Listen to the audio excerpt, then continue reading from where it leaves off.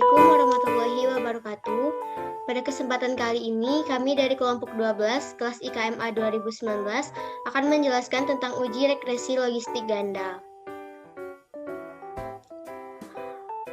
Kelompok kami terdiri dari Paki Imawan, Farhansyah Pratama, Hafiz Zamzami, Anis Sandra Pratiwi, M. Ridwan Ansyori, dan Ridania Cahaya Negara.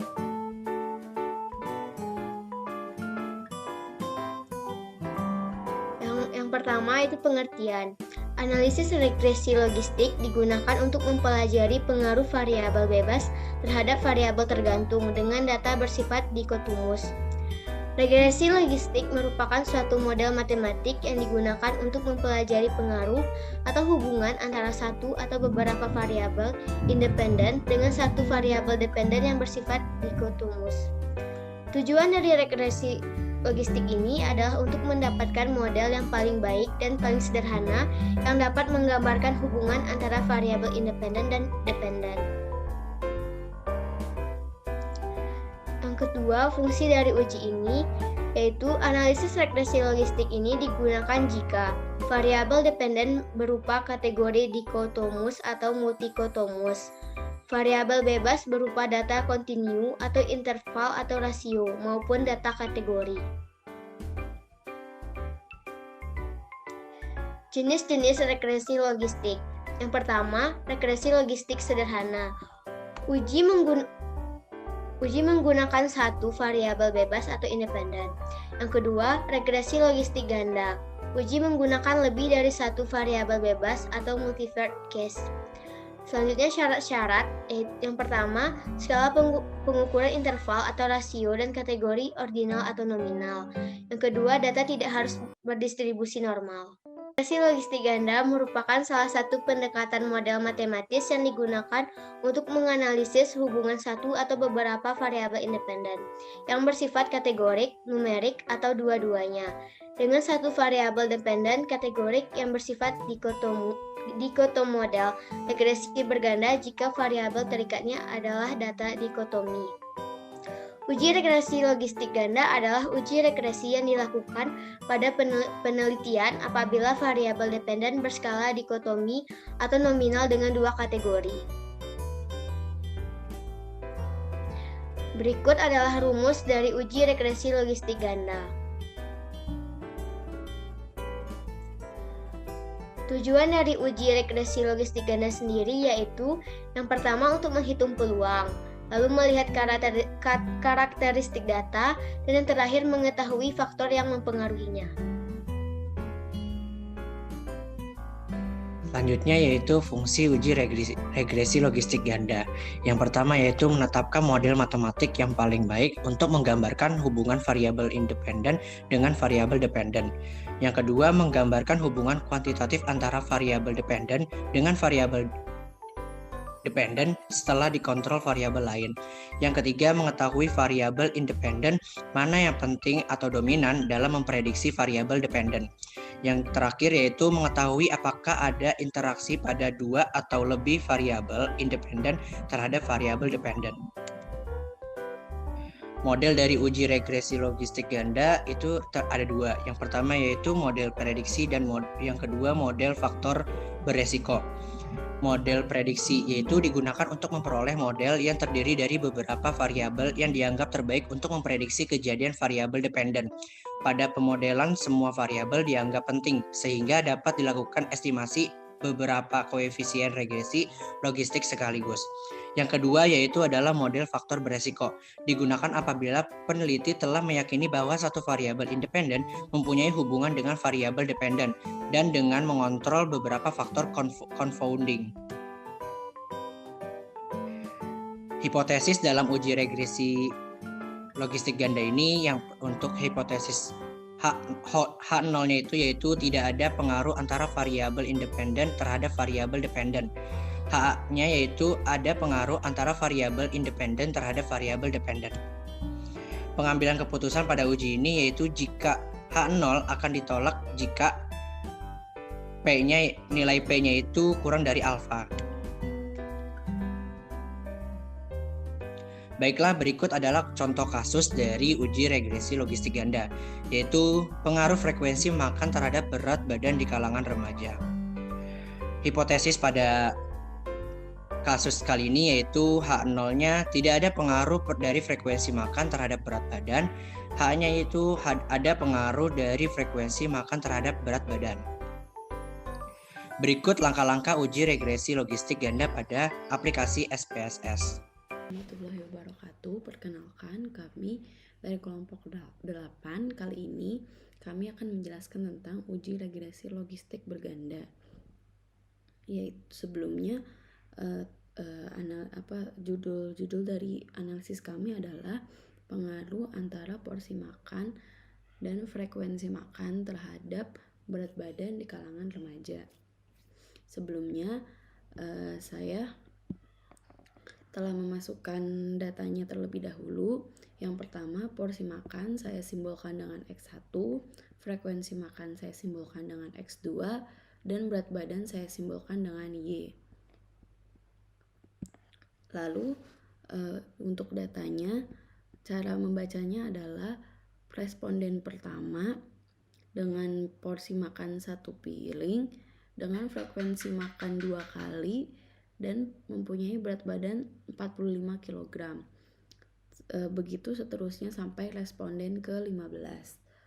Yang pertama, uji regresi logistik ganda itu mencakup 3 uji. Yang pertama uji T, uji F, dan koefisien determinasi. Uji T sendiri adalah uji untuk mengetahui pengaruh masing-masing variabel terhadap masing-masing variabel bebas terhadap variabel terikat. Dalam hal ini adalah X1 ataupun X2 terhadap Y. Lalu uji F adalah pengaruh kedua variabel yaitu X1 dan X2 terhadap Y. Lalu koefisien determinasi adalah persentase pengaruh dari X1 dan X2 terhadap Y. Yang pertama kita lakukan adalah kita akan menguji T. Sebagaimana yang kita ketahui, rumusan hipotesisnya adalah H1 terhadap pengaruh X1 terhadap Y, lalu yang kedua terdapat pengaruh X2 terhadap Y, lalu yang ketiga terdapat pengaruh X1 dan X2 terhadap Y. Kita menggunakan tingkat kepercayaan 95% atau alfa 0,05. Kita akan mulai memulai menguji datanya. Yang pertama yang kita lakukan adalah kita harus klik analyze, lalu kita klik regression, kita klik linear, lalu variabel bebas kita masukkan ke kolom independen, lalu variabel terikat kita masukkan ke dependen, lalu kita klik OK. Nah, di sini kita mempunyai datanya. Yang pertama yang kita lihat adalah di kolom koefisien.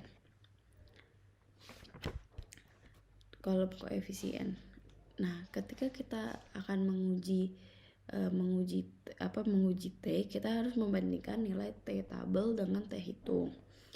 Adapun rumus T tabel adalah alfa dibagi 2 dibagi N dikurang K dikurang 1, di mana N adalah nilai total nilai sampel, lalu K adalah total variabel X, di mana setelah melalui perhitungan didapatkan hasil 0,002, sehingga dapat diinterpretasikan diketahui nilai signifikansi untuk pengaruh X1 atau porsi makan terhadap Y adalah 0,000, yang mana 0,00 tersebut lebih kecil dibandingkan dengan nilai alfanya yaitu 0,05, dan nilai T hitungnya sebesar nilai T hitungnya sebesar 6,7334 dan nilai tersebut juga lebih besar dibandingkan dengan T-tabelnya yaitu 0,002. Maka dapat disimpulkan bahwa hipotesis pertama diterima, yang berarti bahwa terdapat hubungan atau terdapat pengaruh X1 atau porsi makan terhadap Y atau berat badan.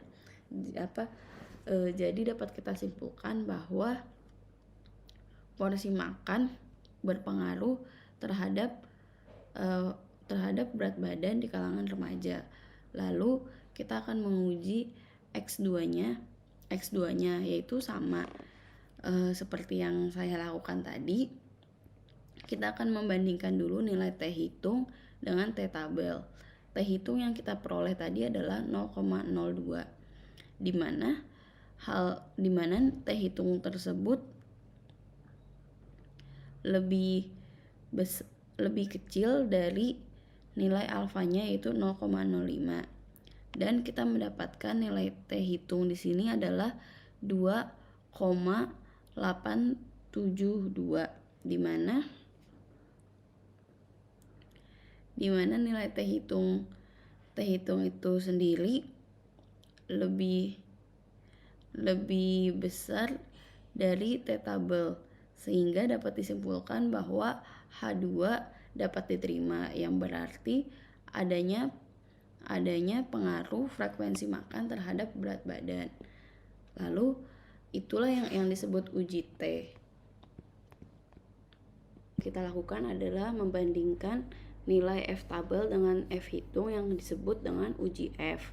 Berdasarkan output di sini diketahui bahwa nilai signifikansi untuk pengaruh X1 dan X2 terhadap Y adalah sebesar 0,00%, di mana nilai 0,00000 lebih kecil dibandingkan dengan alfanya yaitu 0,05, dan nilai F hitung sebesar 34,272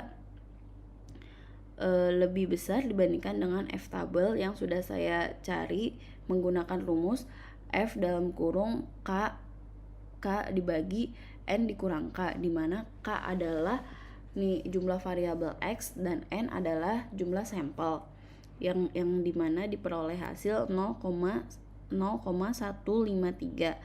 di mana nilai F hitungnya lebih besar dibandingkan dengan F tabel, sehingga dapat disimpulkan bahwa H3 dapat diterima, atau yang berarti terdapat pengaruh X1 dan X2 secara simultan atau secara bersama-sama terhadap Y-nya, ataupun kalau dijabarkan terdapat pengaruh frekuensi makan dan porsi makan terhadap berat badan di kalangan remaja. Lalu kita lanjutkan dengan koefisien determinasi. Berdasarkan output di sini yang di kolom model summary, diketahui nilai R² sebesar 0,851. Hal ini mengandung arti bahwa pengaruh variabel X1 dan X2 secara bersama-sama terhadap variabel Y adalah 85,1%. Artinya terdapat pengaruh antara pola makan dan frekuensi makan terhadap berat badan di kalangan remaja sebesar 85,1%. Sekian penjelasan dari kelompok kami. Berikut adalah daftar pustaka yang menjadi acuan dari materi kami. Baiklah, mungkin cukup sekian dari presentasi kelompok kami. Kurang lebihnya mohon maaf. Wabillahi taufiq hidayah. Wassalamualaikum warahmatullahi wabarakatuh.